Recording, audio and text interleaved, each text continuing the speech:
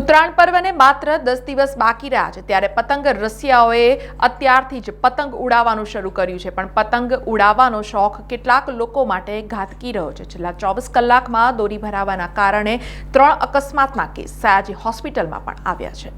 આપણા પતંગ ઉડાવવાના શોખના કારણે જીવ જોખમમાં ન મુકાય તેની કાળજી રાખવાની જવાબદારી પણ આપણી જ હોય છે। ફક્ત અન્યોની પતંગ કાપવાની લાઈમાં ચાઇનીઝ દોરી અને ઘાતકી દોરી વાપરી લોકોનો જીવ જોખમમાં મૂકવો એ કેટલો યોગ્ય છે?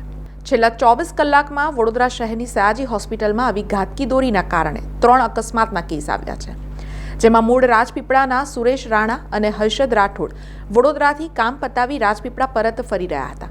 દરમિયાન કેલનપુર પાસે ગળાના ભાગે દોરી આવી જતા અકસ્માત સર્જાયો હતો, જે બાદ ઈજાગ્રસ્ત યુવકોને સયાજી હોસ્પિટલ ખાતે ખસેડાયા છે।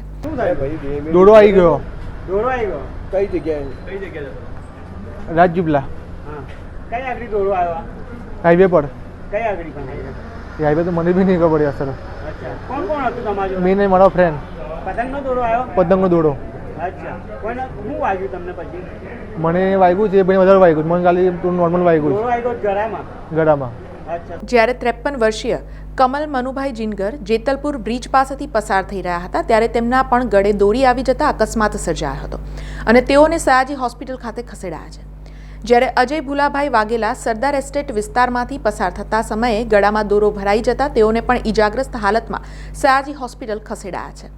ત્યારે હવે ઉત્તરાયણ પર્વ નજીક આવી રહ્યો છે અને આવા અકસ્માતોના બનાવોમાં પણ વધારો થશે, ત્યારે આવા બનાવો બનતા રોકવાની જવાબદારી આપણા સૌની છે, જેથી લોકોએ પૂરતી તકેદારી રાખવી જરૂરી છે, જેની માટે ઘાતકી દોરી અને ચાઇનીઝ દોરીનો ઉપયોગ ટાળવો અનિવાર્ય છે।